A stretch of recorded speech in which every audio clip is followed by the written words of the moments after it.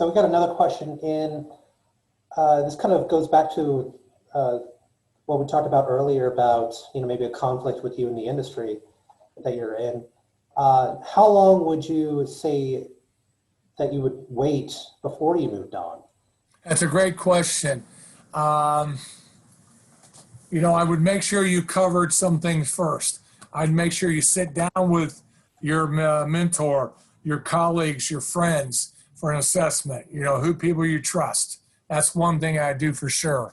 The other thing is I'd have that second conversation or first conversation with my boss, let's say.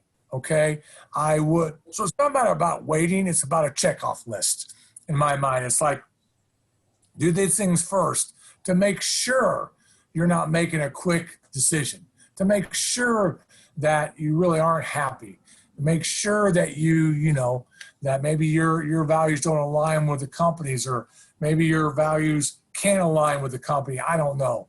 But so I don't know if there's a timetable, but I know that don't let it go too long, because you're doing a disservice to yourself, and actually you're doing a disservice to the company or whatever, because that you're just not the right fit, or you need to go on and do something different.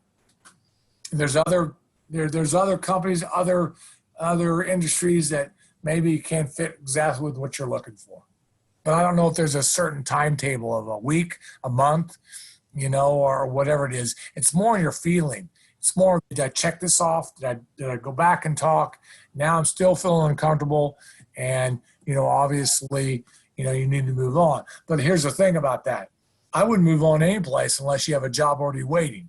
So be careful what you ask for. Be careful whatever. If you can, interview and go after another position, it's always better to have the job first before you move on. That actually goes into another question that was asked. This person says, I really want to expand on my part-time and make it my full-time job. Right. But I work full-time in another industry. Any advice on how to do this? Move from part-time to full-time? Look at me. I still have a full-time gig in the medical industry. I want to I call it side hustles. There's nothing wrong with that. You just want to make sure that the conflict doesn't stay within what you do. That's one thing. I think what happens is you got to figure out where you are financially. I think it figures out where you are in your career and your life and balance it. And obviously you can start building that side hustle, as I call it. That's what the person's talking about. This part-time career, you build it, and you got to build it to a point where can you financially move over, or are you at a time in your career to take the risk to move over? Does that make sense? Meaning, are you are you at a point in your career, young enough in your career, let's say, that you can take the risk to take the part-time gig, something that you really love to do, let's say, and do it full time? Or are you at a place financially where you can move over to the part-time? But obviously if you have a full-time gig, you got to make that decision at some point. Do you just continue a full-time gig and do this part-time? Or do you kind of, because of financial reasons, because of risk reasons, because you're so passionate about the other, sometimes you have to step up and just take that risk. Take that risk, but make sure you got your family behind you. You've talked to your significant other or whatever, your partner, or maybe there isn't, maybe there's a family. Just make sure you understand, to go after. Sometimes I wish I would have gone off on my own too someday. But I'm at a point in my career, it probably isn't, behooves me to do that. Okay. Kind of the same, there's a lot of people out in this country today that have a full-time gig and also have passions to do other things outside of their work. And there's nothing wrong with that. Okay. So it looks like we got some other people asking questions. They haven't asked them yet. But I'm just going to go through it. Now, when you registered for this webinar,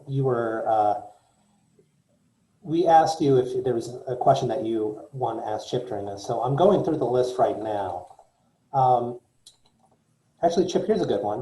What's the easiest way to destroy your brand? I know that you talked about your brand being destroyed, but what I'd say that. Yeah, I mean, my personal opinion is I talk a lot on a subject called self-awareness. So the easiest way is not to be self-aware of what's around you, your environment. And so what happens is you're in situations and conversations, or you're in environment where you're not observing enough, and you're not listening, and you're talking too much, and or maybe whatever, and someone takes whatever, someone that can make a difference takes maybe what you said out of context. I'd say that most people don't intentionally want to hurt anybody or say anything wrong, but I think that self-awareness is very hard for people. I'm still working on self-awareness, for 35 years. Hopefully I'm a little bit better, but I'm not there yet.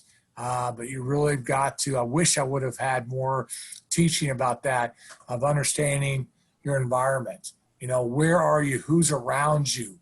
Because that's what happened. I think the easiest way is to say something, be in a situation where your words come back to bite you. You didn't mean to say anything wrong. You don't think you said anything wrong, but somebody took it the wrong way. Okay. Doesn't mean that will never happen, but let's put it this way. I would have changed things 25 years ago, and let's say at a business meeting, I probably wouldn't have said much at all, except just the basics. I would probably not have a glass of beer. I would probably do things right. I mean, if I look back, there's some things I could do to minimize, and help me not fall off my brand, fall down. Okay. So just looking through the questions that were asked, there's a general theme with some of them, which is kind of translating it into our current situation, which is how do you develop a personal brand online? On what?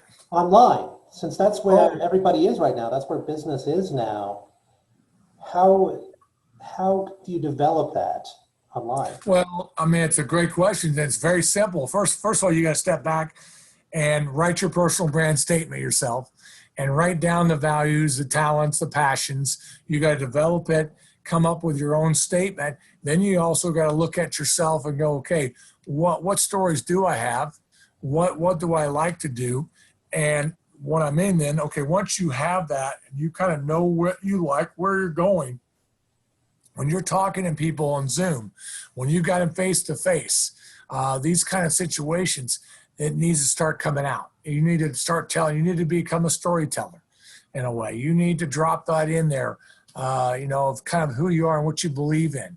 I talk about it all the time. I hope I'm considered a very humbled person. I have humility. This is what I like about humility. This is what I believe in. You got to start, talking the talk, because the only thing you can do on Zoom is my tone of my voice, my passion, my voice. It's not what you say it's how you say it. Okay. And that's what's going to come across. Are you genuine? Are you sincere? Do you really care as much as you think? Because I can't be in front of you right now. I can't be in front of the participants right now. But can they get a sense of my genuineness? Can they get a sense of my sincerity? Can they give me a sense that I care? That's what you got to start to do. But you can't do that until you understand who you are. And do you know you have to have a personal brand? What is that personal brand? What are your values? And I think then you can relay it to people, because they're going to see it. Seeing is believing, and hearing is believing. All right. Prepared. You're going to have it to say. You can't just, that's got to be within you of who you are. And you got to admit your mistakes. Even on face-to-face, even on Zoom. Hey, I made a mistake there. Maybe I didn't say that right. You got to talk. As I teach a lot on Zoom, what you do on a Zoom call, whatever. And the bottom line is, you got to be no different. Like, I can't see the participants right now. I'm not going to talk any differently, treat you any differently, act any differently, deliver any differently if I was right there in person with you. What you see is what you get. And I just imagine that I am talking to everyone right now. And so that's what I mean by it. I use my hands a lot to talk. You got to treat treat virtual just like if you were in person. You don't want to alter it. Just get in your mental picture that you are in person. Okay. And you're going to deliver the message the same way.